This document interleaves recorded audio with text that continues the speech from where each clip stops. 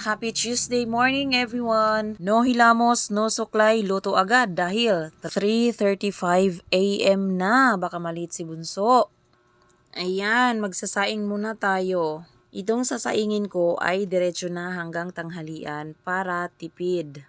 Tipid sa kuryente. And then, magluluto na tayo ng itlog habang hinihintay maluto ang kanin. Ito lang naman ang madaling lutuin eh. At itong bacon. Sa gabi pa lang kasi tinatanong ko na si Bunso kung anong gusto niyang kainin sa breakfast para hindi ako mahirapan mag-isip. At yan, pinapakain ko muna siya bago maligo. At ready na nga si Bunso kaya alis na kami. Madilim pa guys, 'di ba? Nung first week ng klase, 5:10 AM kami umaalis. Pero ngayon, 5 na sakto umalis kami ng bahay. At nakauwi na nga ako guys. Ayan, sumalubong na sa akin ang aking dalawang alaga. Kinarga ko muna sila isa-isa kasi hindi yan titigil kakasunod sa akin hanggat hindi ko sila kinakarga. At dito na nga magsisimula ang aking araw. Hihi. Magsasalang na ako ng mga labahin ko sa washing para habang umiikot ay nasa labas ako, may magagawa pa akong iba.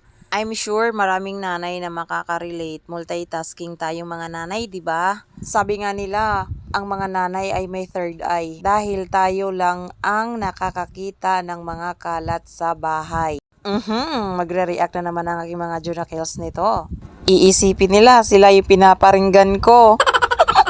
Relate ang mga nanay no, lahat-lahat. Pwera sa mga magulang na may mga anak na may kusa at masisipag. Balik tayo sa ginagawa ko guys. After ko magwalis, ayan, nagdidilig na ako sa mga aking mga halaman. Pumangit at kumonti na yung mga halaman ko. Unlike nung pandemic, super dami nila at iba-ibang klase. Buhat kasi nung umpisa na yung aming co-op sa Zumba, ay medyo napabayaan ko na sila kasi wala na akong oras sa hapon.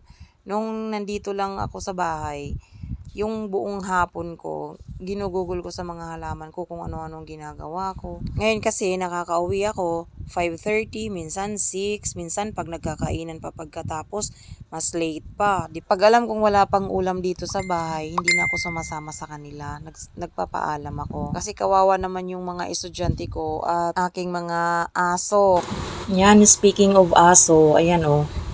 Palakad-lakad. Andyan lang yan siya. Yung isa nandyan sa gilid. Di nakita sa camera. Kung napapansin nyo guys, iba na yung t-shirt ko. Kanina pink, ngayon itim na. Kasi pagbukas ko ng gripo, nagkamali ako. Ang nabuksan ko ay shower. Kaya nabasa ako. Ako guys, wala akong pinipiling araw sa paglalaba. After ko magsampay, nag-init na ako ng tira namin kagabi. Kasi gutom na si ako.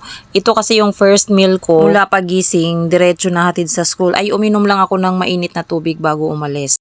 After ko maghugas ng pinagkainan ko at madali ang linis ng bahay, pinasok ko na ang mga sampay ko at umalis agad patungong barangay. Pasok na ako sa trabaho namin. Hindi ka antukin sa trabaho guys kasi sagana sa chika at chika here, chika there. Tapos ayan, may lafang, kanya-kanyang baon and share pagdating doon. Kaya uuwi kang busog. Uwian na guys. Dumiretso muna ako sa talipapa. Diretso din ako pasok sa loob ng tindahan kasi pag maraming tao sa labas, pumapasok talaga ako sa loob. And then, umuwi na ako sa bahay at yan, sinalubong na ako ng aking mga mahal na alaga. Bye-bye!